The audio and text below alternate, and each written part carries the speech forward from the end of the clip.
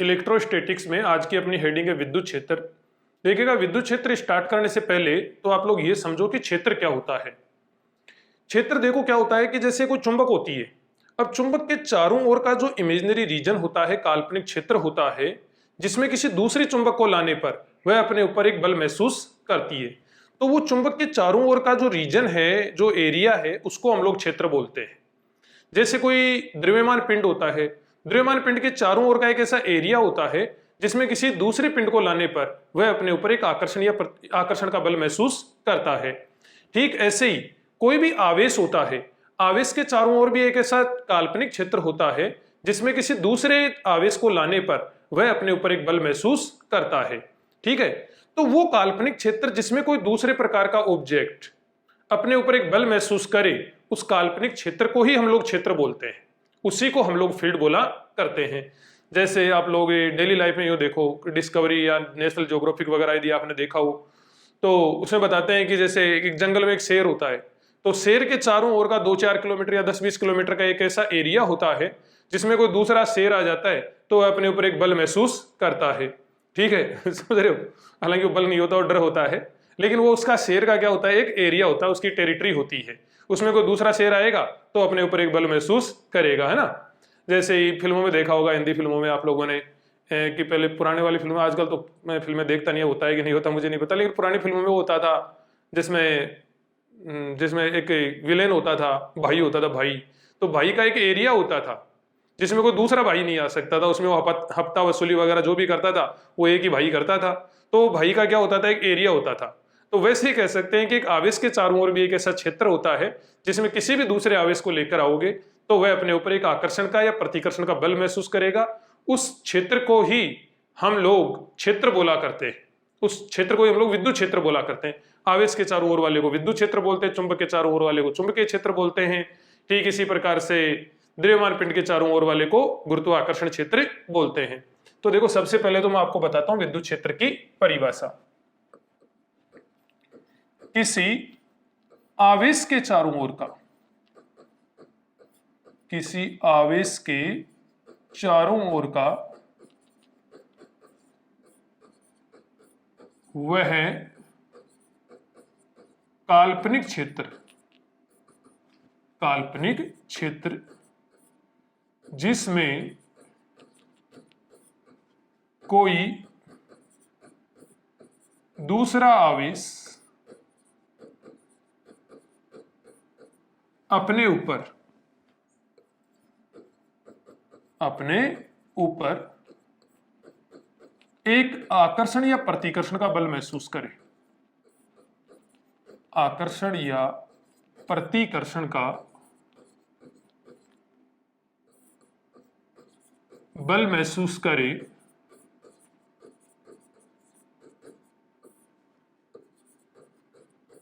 उसे विद्युत क्षेत्र कहा जाता है, विद्युत क्षेत्र कहा जाता है।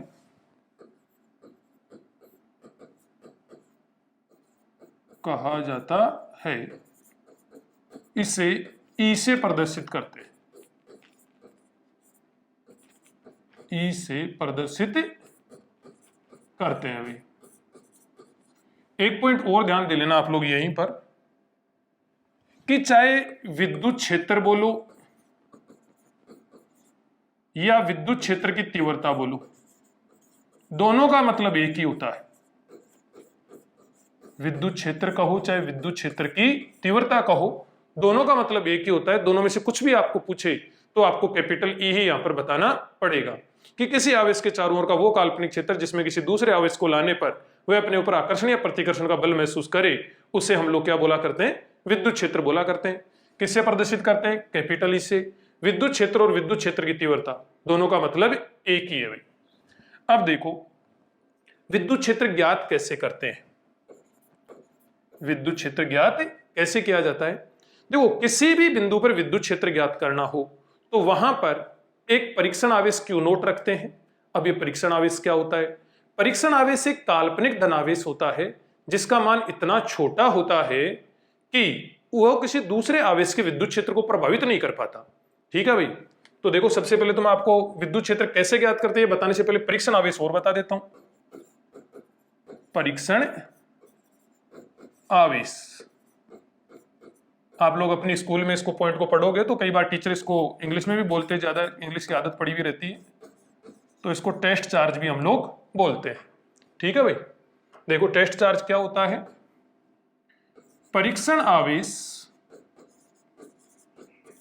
एक काल्पनिक धनावेश होता है। काल्पनिक धनावेश होता है, इसका मान इतना छोटा होता है कि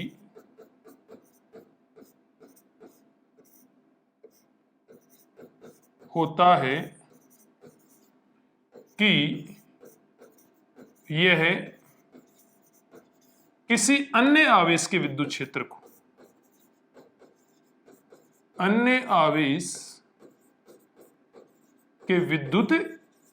को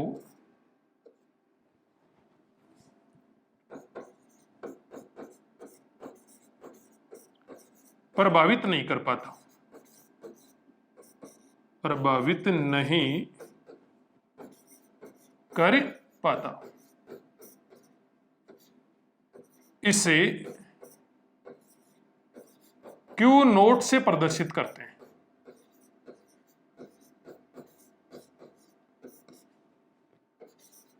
Q नोट से प्रदर्शित करते हैं। ठीक है भाई, परीक्षण आवेश एक ऐसा काल्पनिक धनावेश होता है कि यह किसी अन्य आवेश के विद्युत क्षेत्र को प्रभावित नहीं कर पाता और इसे Q नोट से प्रदर्शित किया जाता है। ठीक है, इसकी वैल्यू बहुत छोटी होती है। वैल्यू बहुत छोटी होने की वजह से किसी दूसरे आवेश के विद्युत क्षेत्र को प्रभावित नहीं कर सकता। अब देखो पॉइंट मैं आपको बताने जा रहा हूं कि विद्युत क्षेत्र ज्ञात कैसे किया जाता है। शायद आप लोग समझ पाए होंगे। सबसे पहले तो हमने विद्युत क्षेत्र की परिभाषा पढ़ी, उसके बाद में मैंने परीक्षण आवेश बताया। परीक्षण आवेश इसलिए बताया क्योंकि विद्युत क्षेत्र कैसे ज्ञात करते हैं उसमें इस परीक्षण आवेश की जरूरत पड़ेगी। तो देखो ध्यान देना, विद्युत क्षेत्र कैसे ज्ञात करते हैं कि किसी भी बिंदु पर विद्युत क्षेत्र ज्ञात करने के लिए वहां पर एक परीक्षण आवेश Q नोट रखते हैं और उस पर लगने वाला बल ज्ञात करते हैं। उस बल का और परीक्षण आवेश का अनुपात ही वहां पर विद्युत क्षेत्र को बताता है। तो देखो क्या हो जाएगा, किसी बिंदु पर विद्युत क्षेत्र ज्ञात करने के लिए विद्युत क्षेत्र ज्ञात करने के लिए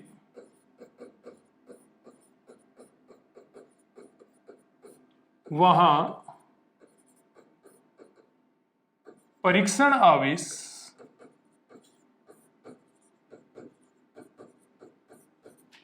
Q नोट रखते हैं, Q नोट रखते हैं तथा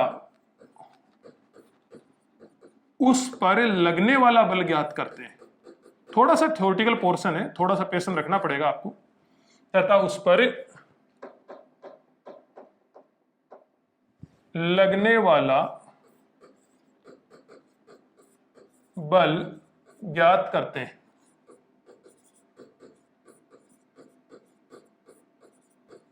लगने वाला बल ज्ञात करते हैं। इस बल F हुए Q नोट का अनुपात ही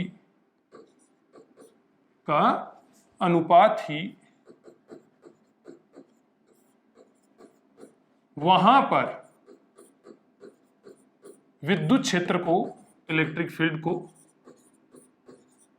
प्रदर्शित करता है। देखो क्या समझे हम लोग कि किसी भी बिंदु पर विद्युत क्षेत्र ज्ञात करने के लिए वहां पर एक परीक्षण आवेश Q नोट रखा जाता है और उस परीक्षण आवेश Q नोट पर लगने वाला बल F ज्ञात करते हैं। उस बल F और Q नोट का अनुपात ही वहां पर विद्युत क्षेत्र को प्रदर्शित करता है। देखो जैसे ये एक विद्युत क्षेत्र है, जैसे चुंबकीय क्षेत्र को कुछ लाइनों से प्रदर्शित आप लोग करते आए हो 10th क्लास में, वैसे ही विद्युत क्षेत्र को भी कुछ लाइन से रिप्रेजेंट करते हैं। इन लाइंस को हम लोग विद्युत बल रेखाएं बोलते हैं। ठीक है, तो ये एक विद्युत क्षेत्र है। यहां पर अपने को एक विद्युत क्षेत्र ज्ञात करना है, तो यहां पर एक परीक्षण आवेश Q नोट रखेंगे और इस पर लगने वाला बल F ज्ञात करेंगे। बोले सर ये बल F कैसे ज्ञात करेंगे? आगे जब हम लोग मैथमेटिकल डेरिवेशन वगैरह करेंगे तो वहां पर देखेंगे। तो विद्युत क्षेत्र में परीक्षण आवेश Q नोट रखेंगे, किस लिए? यहां पर विद्युत क्षेत्र ज्ञात करने के लिए, और उस पर लगने वाला बल F ज्ञात करेंगे। उस बल F और Q नोट का जो अनुपात होता है वो ही उस पर्टिकुलर पॉइंट पे, इसी पॉइंट पर, यहां पर Q नोट रखा, यहां पर इस पर बल F लगा, तो इस बल F और Q नोट का अनुपात यहीं पर विद्युत क्षेत्र को प्रदर्शित करेगा। ठीक है भाई। यदि इसको सदिश रूप में लिखें इसी फॉर्मूले को, तो ये E वेक्टर इक्वल टू हो जाता है F vector by Q note. देखो ये सदिश रूप क्या बता रहा है? ये सदिश रूप ये बता रहा है कि जो बल की दिशा होगी, जो बल की दिशा होगी इस पर, वो ही दिशा विद्युत क्षेत्र की होगी। जैसे मैंने बल की दिशा इस पर इधर की ओर बनाई है, तो यहां पर विद्युत क्षेत्र की दिशा यही होगी। दिशा का मैटर इसी वीडियो लेक्चर में मैं आपको आगे बताने भी वाला हूं, काफी ज्यादा मतलब अच्छे डिटेल में बताने वाला हूं, जिससे आपको और अच्छे तरीके से समझ में आए। यहां से सिर्फ ये समझो कि परीक्षण आवेश पर लगने वाले बल की दिशा विद्युत क्षेत्र की दिशा को रिप्रेजेंट करती है। परीक्षण आवेश पर जिस डायरेक्शन में बल लगेगा वही डायरेक्शन विद्युत क्षेत्र की दिशा होएगी। तो E वेक्टर इक्वल टू क्या हो गया? F vector upon Q vector. ठीक है भाई, ये इतना हो गया। यहां से आप इसका मात्रक लिख सकते हैं, यूनिट लिख सकते हैं। क्या यूनिट होएगा? देखो F बाई Q नोट है, F तो है यहां पर बल, और Q नोट क्या है यहां पर? आवेश। तो बल जो है, बल का मात्रक हो जाएगा न्यूटन, और आवेश का मात्रक हो जाएगा कूलाम। तो विद्युत क्षेत्र का मात्रक होता है न्यूटन पर कूलाम, या फिर इसी का मात्रक होता है वोल्ट पर मीटर। अब आप कहोगे कि सर ये वोल्ट पर मीटर कहां से आ गया? ये भी मैं आपको आगे बताऊंगा, आगे इजी गोइंग में आपको समझ में आ जाएगा। अभी एक बार के लिए आप लोग याद कर लो, एक मात्रक तो आप लोग यहां से समझ ही रहे हो, क्या? न्यूटन पर कूलाम। बता तो मैं यहां पर भी सकता हूं, लेकिन बिना फालतू क्यों टेंशन ले, जब आगे इजी गोइंग में समझ में आएगा तो ये न्यूटन पर कूलाम, या फिर इसका मात्रक होता है वोल्ट पर मीटर। ठीक है भाई। अब इसकी विमा देख लो कि इसकी विमा क्या होगी। देखो न्यूटन के लिए विमा होती है m1L1 T-2। न्यूटन के लिए विमा हुआ करती है m1L1 T-2, और कूलाम के लिए विमा होती है A1 T1। ये कूलाम के लिए विमा होगी और ये न्यूटन के लिए होगी। कूलाम होता है ना, देखो एम्पियर इंटू सेकेंड होता है। न्यूटन के लिए तो m1L1 T-2, कूलाम होता है एम्पियर इंटू सेकेंड। अब एम्पियर इंटू सेकेंड के लिए हो जाएगा A1 T1। तो यहां से देखो ये वाला हो जाएगा m1 का तो मैंने m1 लिख दिया, L1 का L1 लिख दिया, T-3 हो जाएगा, और ये A-1। तो ये यहां पर विद्युत क्षेत्र की विमा हो जाएगी। ठीक है भाई। तो किसी भी बिंदु पर विद्युत क्षेत्र ज्ञात करने के लिए वहां पर एक परीक्षण आवेश रखो, उस पर लगने वाला बल F ज्ञात करो, उस बल F का और Q नोट का अनुपात ही वहां पर विद्युत क्षेत्र को बताएगा। सदिश रूप यह बता रहा है कि जो परीक्षण आवेश पर लगने वाले बल की दिशा होगी वही विद्युत क्षेत्र की दिशा होगी। मात्रक होता है न्यूटन पर कूलाम या वोल्ट पर मीटर, और विमा क्या होती है? m1L1 T-2। तो ये न्यूटन की हो जाएगी और ये कूलाम की हो जाएगी A1 T1। एक ये बटा ये कर दिया, तो ये इतनी यहां पर इसकी विमा आ गई। अब हम लोग देखते हैं यहां पर विद्युत क्षेत्र की दिशा। क्या देख रहे हैं भाई? विद्युत क्षेत्र की दिशा हम लोग देख रहे हैं। तो देखो विद्युत क्षेत्र की दिशा, विद्युत क्षेत्र की दिशा किधर की ओर होती है? विद्युत क्षेत्र की दिशा के लिए आप लोग याद करना चाहो तो देखो क्या याद करोगे? धनावेश से दूर, धनावेश से दूर व ऋणावेश की ओर, व ऋणावेश की ओर हुआ करती है। याद करने के लिए तो ये है। अब देखो समझते हैं इस चीज को, है ना। जैसे यहां पर एक ये धनावेशित वस्तु रखी, अब इस धनावेशित वस्तु के चारों ओर एक विद्युत क्षेत्र होगा। अब उस विद्युत क्षेत्र की दिशा किधर की ओर होगी? देखो उसके लिए क्या करेंगे, जैसे मान लिया यहां पर अपने को विद्युत क्षेत्र की दिशा चाहिए इस वाले पॉइंट पर, तो यहां पर क्या करो आप लोग, यहां पर एक परीक्षण आवेश रखो, और परीक्षण आवेश आपको पता है कि पॉजिटिव का होता है, तो ये पॉजिटिव रखा हम लोगों ने इधर की ओर। अब इसके कारण इस पॉजिटिव पर इधर की ओर बल लगेगा, और परीक्षण आवेश पर जिधर बल लगता है वही विद्युत क्षेत्र की दिशा होती है। कहने का मतलब यहां पर विद्युत क्षेत्र की दिशा ये वाली होगी। जैसे मान लिया यहां पर आपको विद्युत क्षेत्र की दिशा ज्ञात करनी है, यहां पर इस पॉइंट पर, तो यहां पर एक परीक्षण आवेश रखो, यहां पर विद्युत क्षेत्र की दिशा ज्ञात कर रहे हैं, किसकी वजह से? इसकी वजह से। किधर की ओर होएगी भाई? ऊपर की ओर। क्यों? क्योंकि इसके कारण इस पर प्रतिकर्षण बल लगेगा, और प्रतिकर्षण बल लगेगा दूर, दूर लगेगा तो विद्युत क्षेत्र की दिशा ये वाली। यहां पर देखना चाहेंगे विद्युत क्षेत्र की दिशा इस वाले पॉइंट पर, तो यहां पर भी परीक्षण आवेश रखेंगे, और विद्युत इसके कारण इस पर प्रतिकर्षण बल लगेगा इधर की ओर, तो विद्युत क्षेत्र की दिशा ये वाली हो जाएगी। यहां पर देखना चाहोगे तो यहां पर परीक्षण आवेश रखो, इसके कारण इस पर प्रतिकर्षण बल लगेगा और विद्युत क्षेत्र की दिशा ये वाली होगी। तो यही तो मैंने आपको कहा है कि इस धनावेश के कारण चाहे किसी भी पॉइंट पर विद्युत क्षेत्र की दिशा देख लो, धनावेश के कारण किसी भी पॉइंट पर आप विद्युत क्षेत्र की दिशा देख लो, विद्युत क्षेत्र की दिशा धनावेश से दूर ही रहेगी। विद्युत क्षेत्र की दिशा क्या रहेगी? धनावेश से दूर। यहां पे देखा तो इधर है, यहां पे देखा तो इधर है, यहां पे देखा तो इधर है, यहां पे देखा तो इधर है, यहां पे देखेंगे तो इधर की ओर, और यहां पे देखेंगे तो इधर की ओर। ये विद्युत क्षेत्र की दिशा यहां पर रहेगी। अब देखो आगे, जैसे मान लिया एक बार के लिए कि ये जो है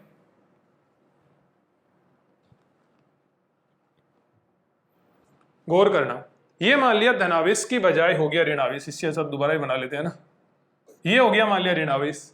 अब ऋणावेश के कारण विद्युत क्षेत्र की दिशा देखेंगे तो यहां पर फिर से देखो परीक्षण आवेश रखो। परीक्षण आवेश हमेशा धनात्मक ही होता है, कहीं ऐसा मत कर देना बोले ऋणावेश के कारण दिशा ज्ञात कर रहे हैं तो यहां पर ऋणावेश रख देंगे, नहीं, टेस्ट चार्ज रखना है, बोले तो पॉजिटिव ही आपको फिर से रखना है। अब ये वाला धनात्मक इसकी ओर आकर्षित होएगा तो विद्युत क्षेत्र की दिशा ये वाली, यहां देखेंगे तो ये इधर, यहां देखेंगे तो ये इधर, और यहां देखेंगे तो ये इधर। किसी भी बिंदु पर विद्युत क्षेत्र की दिशा ज्ञात करने के लिए वहां पर एक test charge Q naught plus का रखो, टेस्ट चार्ज वैसे ही प्लस का ही होता है, प्लस का रखो और उस पर लगने वाले बल की दिशा ज्ञात करो। वो जो बल की दिशा होगी वो विद्युत क्षेत्र की दिशा को प्रदर्शित करेगी। तो ये देखो यहां पर विद्युत क्षेत्र की दिशा को प्रदर्शित कर रही है, ये इधर, ये इधर, ये इधर और ये इधर। कहने का मतलब ऋणावेश के कारण विद्युत क्षेत्र की दिशा ऋणावेश की ओर होती है। ठीक है भाई, आगे देखो, ध्यान देना, समझिएगा। आगे बात करते हैं विद्युत क्षेत्र में किसी आवेश पर बल, विद्युत क्षेत्र में किसी आवेश पर बल, ये अपने पास में एक छोटी सी हेडिंग है भाई, विद्युत क्षेत्र में किसी आवेश पर बल। देखो समझो, जैसे ये कोई विद्युत क्षेत्र है, ये कोई विद्युत क्षेत्र है और ये विद्युत क्षेत्र है जी ई। ठीक है, यहां पर एक आप लोगों ने प्लस क्यू आवेश रखा और एक ही आप लोगों ने यहां पर माइनस क्यू आवेश रखा। इन पर लगने वाले बल की दिशा आप लोग ज्ञात करना चाहते हैं। देखो विद्युत क्षेत्र, देखो विद्युत क्षेत्र की दिशा किधर की ओर बनाई है हम लोगों ने? इधर की ओर। जब विद्युत क्षेत्र की दिशा इधर की ओर बनाई है तो आपको पता है कि विद्युत क्षेत्र की दिशा धनावेश से दूर होती है और ऋणावेश की ओर होती है भाई। विद्युत क्षेत्र की दिशा किधर की ओर होती है भाई? धनावेश से दूर और ऋणावेश की ओर। तो देखो एक बात ध्यान देना, एक बार इन प्लस क्यू को और माइनस क्यू को तो भूल जाओ। विद्युत क्षेत्र इधर की ओर है तो आप लोग बताओ इधर की ओर एक धनावेश की कल्पना कर सकते हैं कि नहीं कर सकते हैं? क्योंकि विद्युत क्षेत्र की दिशा क्या होती है? प्लस से दूर। और इधर की ओर आप लोग ऋणावेश की कल्पना कर सकते हैं। समझने के लिए है सिर्फ, ये आवेश है या नहीं है इस बात की मेरी कोई गारंटी नहीं है भाई, है ना। तो देखो विद्युत क्षेत्र इधर की ओर बनाया है हमने, विद्युत क्षेत्र इधर की ओर बनाया है तो इधर आप धनावेश की कल्पना कर सकते हैं और इधर आप लोग ऋणावेश की कल्पना कर सकते हैं। क्योंकि विद्युत क्षेत्र की दिशा देखो धनावेश से दूर और ऋणावेश की ओर होती है, तो धनावेश से दूर और ऋणावेश की ओर होगी। अब इसमें एक धनात्मक आवेश रखा और एक ये ऋणात्मक आवेश रखा, इस पर बल किधर की ओर लगेगा? धनात्मक आवेश पर बल किधर की ओर लगेगा? सोच के देखो, ये धनात्मक है इधर की ओर भी, ये भी धनात्मक ही रखा है, तो ये वाला धनात्मक इधर वाले धनात्मक से प्रतिकर्षित होएगा, मतलब बल इस पर इधर की ओर लगेगा। या फिर यूं कह सकते हैं कि ये वाला धनात्मक इस ऋणावेश से आकर्षित होएगा तो बल इस पर इधर की ओर लगेगा। ठीक ऐसे इस वाले ऋणावेश पर, इस वाले ऋणावेश पर बल लगेगा इधर की ओर, इस वाले ऋणावेश पर बल इधर की ओर लगेगा, इस वाले ऋणावेश पर बल इधर की ओर लगेगा। क्यों लगेगा? क्योंकि ऋणावेश से ये वाला ऋणावेश प्रतिकर्षित होएगा, बल इधर की ओर लगेगा, और ये वाला धनावेश इस ऋणावेश से प्रतिकर्षित होएगा, ये आकर्षित होएगा और बल इधर की ओर लगेगा। तो देखो क्या कह सकते हो, धनावेश पर बल, धनावेश पर बल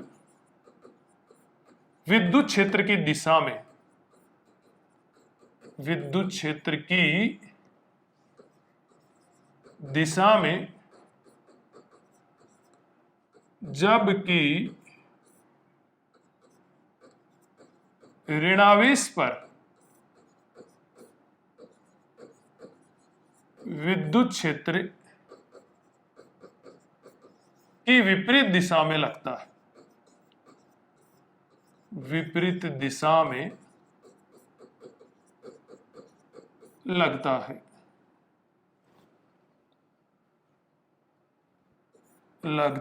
है, देखा आप लोगों ने कि विद्युत क्षेत्र इधर की ओर बनाया तो इधर एक धनावेश की परत इमेजिन कर सकते हो और इधर की ओर एक ऋणावेश की कल्पना कर सकते हो।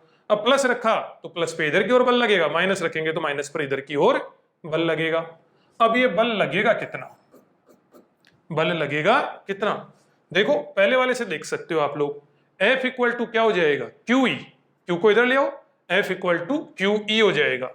तो ये वाला जो बल है वो लगेगा QE।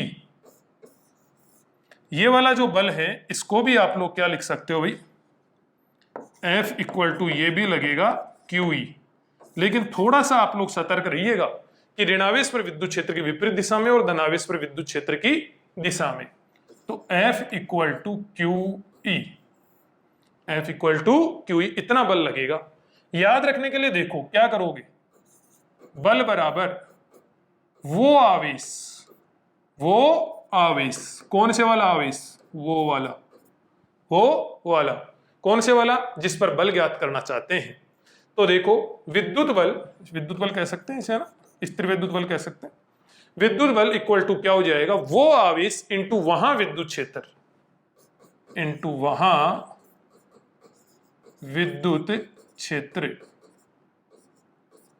समझिए क्या, विद्युत बल कैसे ज्ञात करेंगे, स्थिर विद्युत बल कि वो आवेश इंटू वहां विद्युत क्षेत्र। जैसे इस वाले आवेश पर बल चाहिए तो ये वाला आवेश इंटू यहां विद्युत क्षेत्र।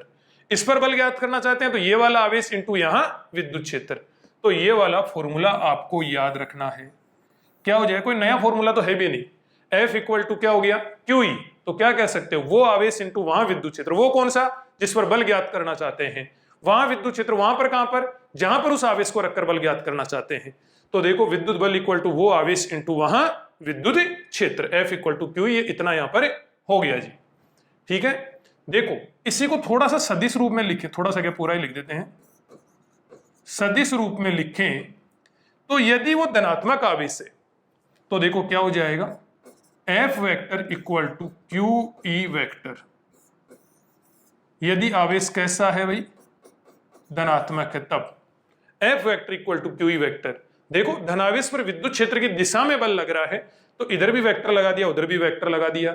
इसका मतलब दोनों की दिशा समान है। यदि आवेश ऋणात्मक है, यदि आवेश क्या है, ऋणात्मक है, तो उस कंडीशन में ये हो जाएगा F vector equal to minus QE vector. सदिश रूप में इतना हो जाएगा क्योंकि ऋणात्मक आवेश और विद्युत क्षेत्र की विपरीत दिशा में बल लगता है। ठीक है भाई, शायद आप लोग समझ पाए होंगे कि ऋणात्मक आवेश पर किधर की ओर बल लगता है, विद्युत क्षेत्र की दिशा में। एक क्वेश्चन करते हैं, क्वेश्चन से आपको और अच्छा समझ में आएगा।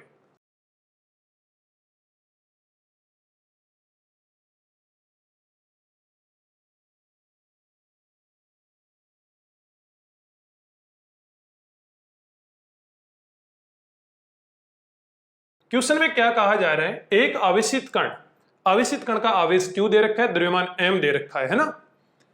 तो एक आवेशित कण पर कितना विद्युत क्षेत्र लगाएं कि यह हवा में संतुलित रह जाए। देखो ध्यान देना कि यहां पर यह आवेशित कण हो गया, आवेश इसका Q है, द्रव्यमान इसका M है, ठीक है। आपको पता है कि इस आवेशित कण पर नीचे की ओर गुरुत्वाकर्षण बल लगेगा, नीचे की ओर क्या लगेगा, गुरुत्वाकर्षण बल, और गुरुत्वाकर्षण बल होता है mg। तो इस पर बल mg लगेगा। अब mg बल लगे और उसके बावजूद भी इसको संतुलित करना है तो इसके लिए इस पर स्थिर विद्युत बल जो है, इलेक्ट्रिक फोर्स जो है, इलेक्ट्रोस्टैटिक फोर्स, वो किधर की ओर लगना चाहिए, ऊपर की ओर। कॉमन सेंस की बात है, सॉल्यूशन कर रहे हैं, अब क्वेश्चन नहीं समझा रहा हूं, ध्यान रखना। तो देखो ये Q, M ये आवेशित कण है, इस पर mg बल लगेगा नीचे की ओर। इसको संतुलित करना है, संतुलित करना बोले तो नेट फोर्स इस पे 0 होना चाहिए। नेट फोर्स जीरो कब हो सकता है? जब एक बल इस पे किधर की ओर लगे? ऊपर की ओर। अब बल यहाँ पे कौन सा लगने वाला है? विद्युत क्षेत्र में संतुलित करना चाह रहा है। कितना विद्युत क्षेत्र लगाएं? तो विद्युत क्षेत्र में संतुलित करना चाह रहे तो विद्युत बल यहाँ पर इस पर लगाएंगे, स्थिर विद्युत बल लगाएंगे। ये मैं बार बार विद्युत बल बोलता हूं, ये थोड़ा सा कंसेप्चुअली इनकरेक्ट है ना, आप इसको स्थिर विद्युत बल समझ के चले, है ना। तो यहां पर देखो, इस पर स्थिर विद्युत बल किधर की ओर लगेगा? ऊपर की ओर लगेगा, तभी ये संतुलित हो सकता है। अब ऊपर की ओर बल लगाने के लिए अपने को ऊपर की ओर ही एक विद्युत क्षेत्र भी लगाना पड़ेगा। ऊपर की ओर ही हमें क्या लगाना पड़ेगा भाई? विद्युत क्षेत्र भी लगाना पड़ेगा, क्योंकि ऊपर की ओर विद्युत क्षेत्र लगाएंगे तभी तो इस धनात्मक आवेश पर ऊपर की ओर बल लगेगा। क्योंकि देखो, अभी अभी मैंने आपको बताया कि धनात्मक आवेश पर विद्युत क्षेत्र की दिशा में बल लगता है, विद्युत क्षेत्र की दिशा में बल लगता है। तो देखो, ये धनात्मक आवेश है, तो इस पर ऊपर बल लगाने के लिए ऊपर ही अपने को विद्युत क्षेत्र लगाना पड़ेगा। तो देखो, संतुलन की स्थिति में, संतुलन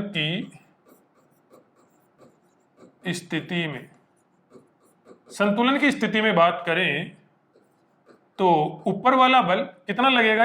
QE। स्थिर विद्युत बल का क्या फॉर्मूला होता है? वो आवेश इंटू वहां विद्युत क्षेत्र। तो वो आवेश तो Q है ही, और यहां पर एक बार के लिए विद्युत क्षेत्र E मान लिया, तो QE, और नीचे वाला बल कितना? mg। तो E इक्वल टू हो जाएगा mg बाई Q। तो ये इसके आंसर आ जाएंगे। किधर की ओर लगाना पड़ेगा? अपवार्ड, बोले तो ऊपर की ओर। तो ये एक क्वेश्चन अपना हुआ। अब देखो, इसी क्वेश्चन में एक छोटा सा पार्ट और करते हैं हम लोग।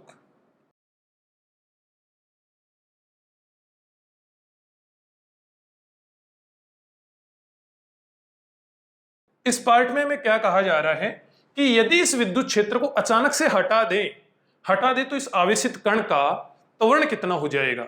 देखो, वेरी सिंपल, जैसे आप विद्युत क्षेत्र को हटाओगे तो ये तो बचेगा, ये आवेशित कण Q कोमा स्मॉल m, जिस पर आवेश Q है और द्रव्यमान m है, और इस पर सिर्फ और सिर्फ ये वाला बल बचेगा। क्वेश्चन में क्या कहा जा रहा है? विद्युत क्षेत्र को अचानक से हटा दें तो कण का त्वरण कितना होगा? तो जैसे विद्युत क्षेत्र को हटाएंगे, सिर्फ इस पे mg बल बचेगा, विद्युत बल तो यहां से गायब हो जाएगा, तो mg बल बचेगा। तो देखो, F नेट इक्वल टू अपने पास में बचा g mg। F net equal to कितना बचा अपने पास में? mg।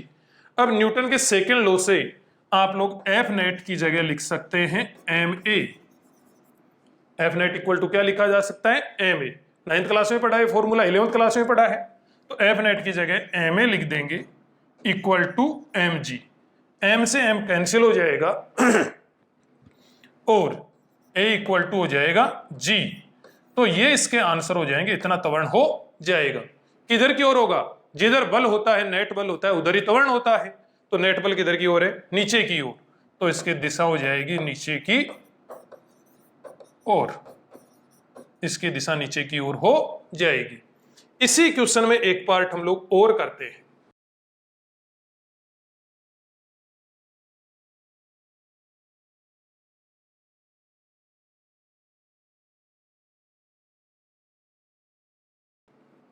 इसी क्वेश्चन का अगला पार्ट अपने को यहां पर दे रखा है।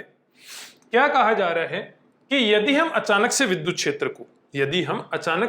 क्षेत्र की दिशा विपरीत कर दें तो त्वरण कितना होगा? अचानक से विद्युत क्षेत्र की दिशा विपरीत करी जा रही है। देखो, क्या था, ये Q कोमा M एक पार्टिकल था, कण था, इस पर बल लग रहा था नीचे की ओर mg। अब देखो, पहले वाले क्वेश्चन में आओ कि यहां पर ये विद्युत बल लग रहा था ऊपर की ओर, कितना लग रहा था? QE। इस विद्युत क्षेत्र की दिशा विपरीत कर दी तो QE की दिशा भी विपरीत हो जाएगी। तो देखो, यहां पर इसकी दिशा भी विपरीत हो गई थी। तो अब देखो, यहां पर दोनों फोर्स एक ही दिशा में हो गए। अब ये बैलेंस तो होने से रहा, तो ये तो इस डायरेक्शन में गति करेगा। तो पहले तो F नेट ज्ञात करो, दोनों की दिशा समान है तो दोनों डायरेक्ट ऐड हो जाएंगे। तो ये वाला हो जाएगा QE plus mg, QE plus mg ये हो जाएगा। ध्यान देना, जब बैलेंस था तब QE कितना था? जब बैलेंस था, बैलेंस कंडीशन से विद्युत क्षेत्र को यूं उल्टा करा जा रहा है, बैलेंस कंडीशन से यूं उल्टा करा जा रहा है। मतलब ये जो QE था वो mg के बराबर था, लेकिन वो हो गया उल्टा। तो QE को आप लोग लिख सकते हो mg के बराबर। और एफ नेट की जगह पर आप लोग लिख सकते हो एम ए। ठीक है भाई, तो एफ नेट की जगह पर तो एम ए लिख दो, क्यूई की जगह पर एम जी लिख दो, और इसकी जगह पर भी एम जी, आप लोग एम जी का तो एम जी आ ही जाएगा। इधर से एम कॉमन ले लो इधर से, और एम कॉमन लेके इधर वाले एम से कैंसिल कर दो, तो ए इक्वल टू हो जाएगा 2g। तो ये ही इसके आंसर आ जाएंगे।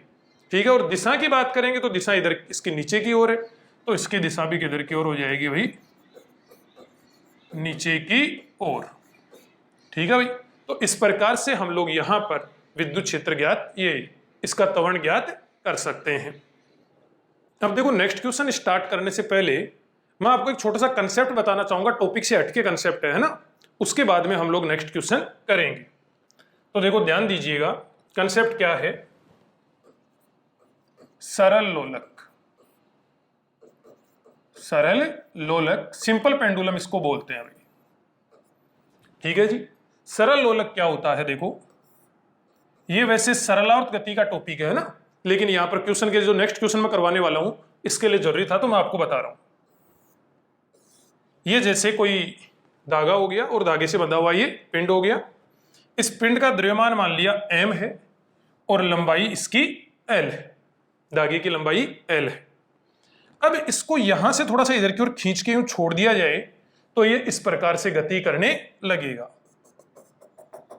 ठीक है भाई, ये यूं यूं गति करने लगेगा। थोड़ा सा खींच के छोड़ रहे, थोड़ा सा खींच के छोड़ रहे, तो इस प्रकार से गति करने लगेगा। इस प्रकार से गति करने लगेगा तो यहां से शुरू होकर वापस यहीं तक आने में जो आने की जो प्रोसेस होती है उसे बोलते हैं एक दोलन। एक दोलन का मतलब क्या हो रहा है, यहां से शुरू हुआ और वापस यहीं पर आ गया, इसे एक दोलन बोलेंगे। यूं भी कह सकते हैं, यहां से शुरू होकर देखो 1 2 3 और 4, ये वापस यहीं पे आ जाए, यूं आ जाए, तो इसे एक दोलन बोलेंगे। या फिर यूं कह दो कि यहां से शुरू होकर वापस यहीं पे आ जाए, तो इसे एक दोलन बोलेंगे। और एक दोलन में जो समय लगता है उसे बोलते हैं आवर्तकाल। एक दोलन में लगने वाले समय को, एक दोलन में लगने वाला समय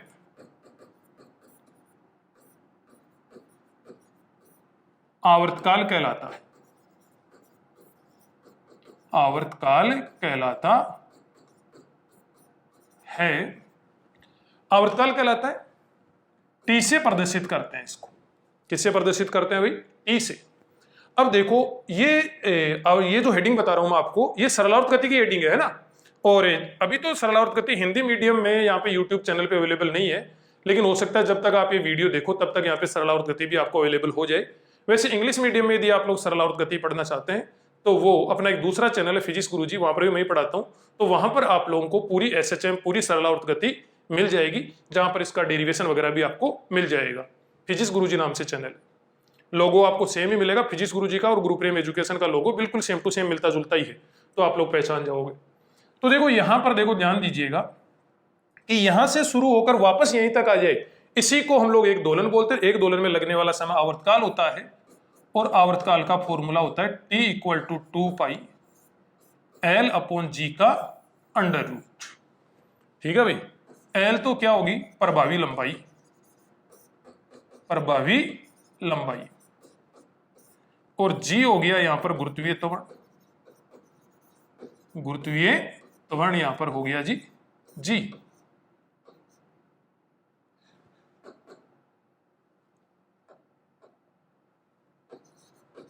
G हो गया यहां पर गुरुत्वीय त्वरण। देखो प्रभावी लंबाई किसको बोलते हैं, बिल्कुल यहां से लेकर सस्पेंशन पॉइंट से, निलंबन बिंदु से लेकर इस पिंड के द्रव्यमान केंद्र के बीच की लंबाई जो होती है ना, यहां से लेकर यहां तक की, उसे बोलते हैं हम लोग प्रभावी लंबाई। तो ये इसका फॉर्मूला हुआ करता है। अब इस कंसेप्ट का यूज यहां पर अपने नोट्स में होने वाला है, जो मैं आपको करवा रहा हूं कंटेंट उसमें होने वाला है। तो देखो क्वेश्चन करते हैं अब। नेक्स्ट एग्जाम्पल अपने पास में है कि इधर से एक ये सरल लोलक है, लेकिन अब की बार यहां पर जो सरल लोलक दे रखा है वो दे रखा है आवेशित, मतलब आवेश तो इस पर Q है और द्रव्यमान इसका M है, प्रभावी लंबाई इसकी L है, और इस पूरे रीजन में इधर की ओर एक विद्युत क्षेत्र आरोपित किया गया है। ठीक है जी, ये जो विद्युत क्षेत्र है, जो भी विद्युत क्षेत्र यहां पर दिया जा रहा है, इस विद्युत क्षेत्र का मान है E। धागा हो गया, धागे से बंधा हुआ एक पिंड हो गया, पिंड का द्रव्यमान M और इस पर आवेश Q, प्रभावी लंबाई L। मतलब वही सरल लोलक है, बस दो चेंजिंग करिए। एक तो इस पर आवेश दिया है Q और एक यहां पर विद्युत क्षेत्र लगाया जा रहा है E। अब कहा जा रहा है कि इसका आवर्तकाल बताओ। क्या बताओ भाई? आवर्तकाल। आवर्तकाल बोले तो जैसे इसको थोड़ा सा खींच के छोड़ेंगे, जैसे ही इसको थोड़ा सा खींच के छोड़ेंगे, छोड़ते ही ये यूं सरलावर्त गति करने लगेगा। अब वो सरलावर्त गति में एक दोलन पूरा करने में कितना समय लगेगा, मतलब यहां से छोड़ने पर वापस यहीं पर कब आएगा, वो समय अपने को बताना है। ठीक है भाई, देखो क्या करना है, फॉर्मूला तो आप लोगों को वही लगाना है जो अभी अभी मैंने आपको बताया, T equal to 2 pi L upon G का अंडर रूट। दरअसल इस क्वेश्चन को करने के कई कॉम्प्लिकेटेड मेथड भी होते हैं, मैं आपको बिल्कुल शॉर्टकट बता रहा हूं, हर जगह काम करेगा, बिल्कुल बेझिझक आप लोग काम में लीजिएगा। तो यहां पर T equal to 2 pi L upon G, लेकिन यहां पे G की बजाय G इफेक्टिव लेना है। G की बजाय आपको क्या लेना है? G effective. अब ये G इफेक्टिव कैसे ज्ञात करेंगे वो ध्यान देना। देखो इस वाले पिंड पर इधर की ओर mg लगना ही लगना है, बाहर इसका, और लगना है इस पर धनावेश है, तो धनावेश पर विद्युत क्षेत्र की दिशा में बल लगता है। धनावेश पर विद्युत क्षेत्र की दिशा में लगता है तो नीचे की ओर बल लगेगा QE। आवेश पर विद्युत क्षेत्र की दिशा में कितना बल लगता है? वो आवेश इंटू वहां विद्युत क्षेत्र, तो mg तो इसका बाहर हो गया, नीचे की ओर लगेगा, QE लगेगा विद्युत क्षेत्र की दिशा में, तो ये इधर की ओर इतना हो जाएगा mg और ये QE। अब क्या करना है, आपको F नेट ज्ञात करना है। मैं G इफेक्टिव फाइंड करने का तरीका बता रहा हूं, फॉर्मूला तो वही रहेगा जो अभी अभी मैंने आपको सरल लोलक के लिए बताया, वही फॉर्मूला रहने वाला है। लेकिन यहां पर देखो जब विद्युत क्षेत्र लगा दिया तो क्या ट्रिक होएगी, G इफेक्टिव लिखना वहां पर, और फिर इधर की ओर F नेट ज्ञात करना। F नेट कितना हो जाएगा? mg plus QE। फिर क्या करना है, ये जो F नेट है इसको आपको लिख देना है mg इफेक्टिव। F नेट को आपको लिख देना है mg इफेक्टिव।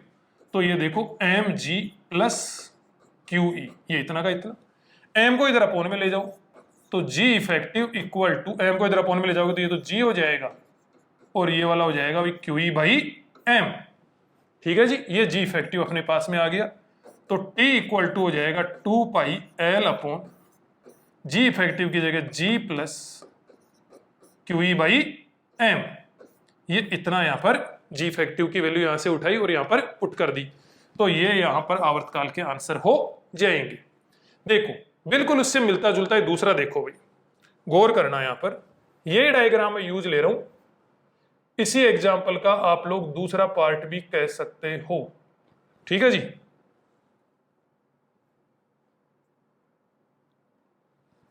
ये वाला डायग्राम अपने सामने दे रखा है, लेकिन इसमें कुछ चेंजिंग है। क्या चेंजिंग है? अब की बार क्या करा, विद्युत क्षेत्र की दिशा इसने बदल दी, विद्युत क्षेत्र की दिशा इसने बदल दी है। विद्युत क्षेत्र की दिशा बदल दी तो देखो क्या सीन होगा, गौर करना आप लोग। विद्युत क्षेत्र ये ऊपर की ओर इसने कर दिया जी, ये ऊपर की ओर विद्युत क्षेत्र इसने कर दिया। विद्युत क्षेत्र ऊपर की ओर कर दिया तो देखो क्या सीन बनेगा। विद्युत क्षेत्र पहले किधर की ओर था? नीचे की ओर। देखो इससे पहले वाला एग्जांपल देखो, नीचे की ओर था, नीचे की ओर mg लगा, total force mg plus QE हो गया, mg प्लस QE हो गया, तो F net equal to mg plus QE। F net की जगह mg इफेक्टिव लिख दिया, G इफेक्टिव फाइंड कर लिया और वहां पे पुट कर दिया। अब देखो बिल्कुल इसका उल्टा, विद्युत क्षेत्र ऊपर की ओर है, विद्युत क्षेत्र ऊपर की ओर होगा तो भी mg तो नीचे की ओर ही लगेगा, लेकिन QE किधर की ओर लगेगा? कौन भाई? QE। QE विद्युत बल, विद्युत बल जो होता है विद्युत क्षेत्र की दिशा में लगता है, स्थिर विद्युत बल, तो ये इधर की ओर QE बल लगेगा, इधर की ओर QE। तो यहां पर अब पहले तो F नेट पता कर लो आप लोग। F नेट इक्वल टू, नीचे लग रहा है mg, ऊपर लग रहा है QE। क्वेश्चन वही है, आपको T फाइंड करना, आवर्तकाल ही ज्ञात करना है ना। तो यहां पर mg माइनस क्या हो जाएगा? QE। दोनों की दिशा देखो यहां पर विपरीत है, इसकी दिशा इधर की ओर है, इसकी दिशा इधर की ओर है, तो mg minus QE। F net की जगह क्या हो जाएगा? mg effective.